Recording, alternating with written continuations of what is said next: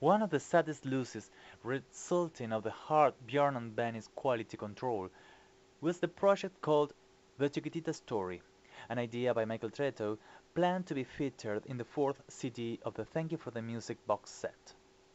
In that track, the listener would be led step by step from the birth until the final touches of Chiquitita, from the original version In the Arms of Rosalita, which showed a very different musical background and sung by Agneta and Frida alternating the lead vocals, going through the making of a new backing track in a new key and with the acoustic guitar intro, through versions titled Chiquitita Angelina, and so until the final version featuring Agneta on lead vocals. Among these versions, there would be a studio chatter in order to compose a mini documental. According to Carl Magnus Palm, the Chiquitita Story project was discarded even before Tretto could start to put the pieces together. That kind of work would be actually finished and released in 2012 as the bonus track called From a Twinkling Star to a Passing Angel in the Visitors Deluxe CD. Benny and Bjorn donated the Chiquitita royalties to UNICEF. The debut of the song was in the Year of the Child Gala in the United Nations General Assembly Hall, January 1979, and the foundation got from Chiquitita its highest money incoming in comparison with the others donated by the rest of the performance for the gift of the song, among them the Bee Gees, Rod Stewart, Donna Summer, Earth, Wind and Fire, and Olivia Newton-John. Nevertheless, Björn and Benny remember that they felt somewhat weird presenting to their idols, who performed disco hits, a song fairly old-fashioned and acoustic like Chiquitita.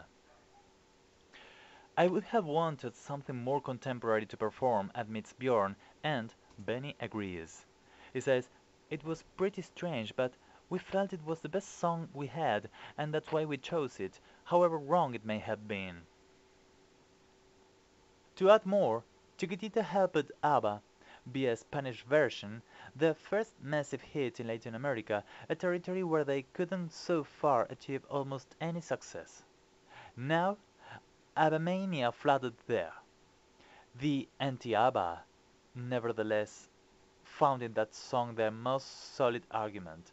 They used this as their most powerful weapon when it was about attacking their most hated, sugarful group made out of two happy couples. Chiquitita is a song hard to classify. It is pop. It is folk. It is a Spanish-flavored love song. It is a symphony, as designer Uwe Sandström would claim.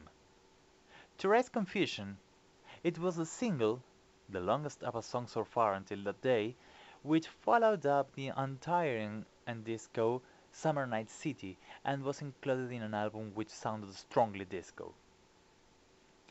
The few revelations of the creative process that have surged, despite the strong denial to the Chiquitita Story project, show one more the huge labor and time that was required to finish an ABBA song.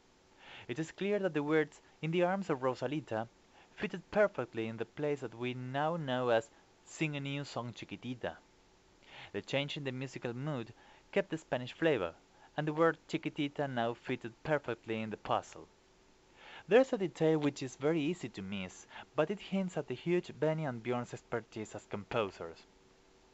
Let's remember these almost identical melody lines in the verses, which have sad lyrics.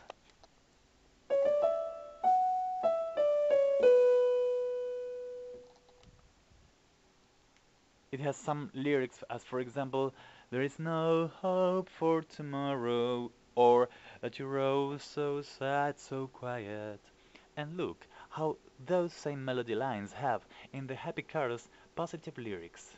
"You will have no time for grieving, sing a new song, Chiquitita." One of the trademarks of the song is, no doubt, Benny's piano performance. He used to remain somewhat hidden in the final mix in the ABBA songs, with the exception of some little riffs or solos. This is one of the very few works in which his piano performance is at the front almost all the time. His arpeggios, clearly Baroque, flow like water and give a perfect base for the sensitive Agneta's interpretation. A warm bass, sometimes dramatic, a sweet acoustic guitar, the honey of Frida's harmonies, and the verses are ready to end up in a hopeful chorus, which is a party of joy and colors, where the voices of the girl provide tons of optimism for the Chiquitita, with her voices more effervescent than ever. As the song reaches its end, they repeat the nice leitmotif. Try once more like you did before.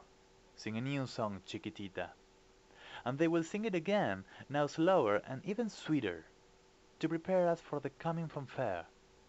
In the last repetition of Chiquitita, Frida unexpectedly takes the lead vocal.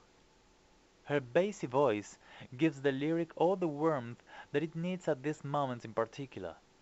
Normally, a singer would never let her leadership to be taken away and to be replaced by another singer, least of all at this particular and crucial point of the song. But this is not the only case in which we hear a switch of lead vocalist in order to get the excellency of the result. A trombone-like synth echoes Frida's voice, the same that we had heard finishing the song intro. And finally, the fanfare, the party, the flood of joy. Benny attacks the piano, in fact three overdubbed pianos, in a saloon style, performing a solo which makes the corner of our lips rise to smile like surely the Chiquitita would.